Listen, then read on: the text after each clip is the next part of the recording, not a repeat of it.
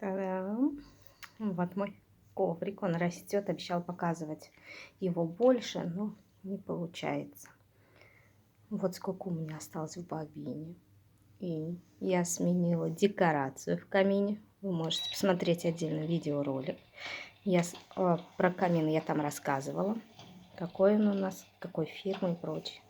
Ну а как вам мой коврик? Вернее, дорожка, которая будет. И так как джут у меня заканчивается, я заказала еще 2 бобины, но они придут только в феврале.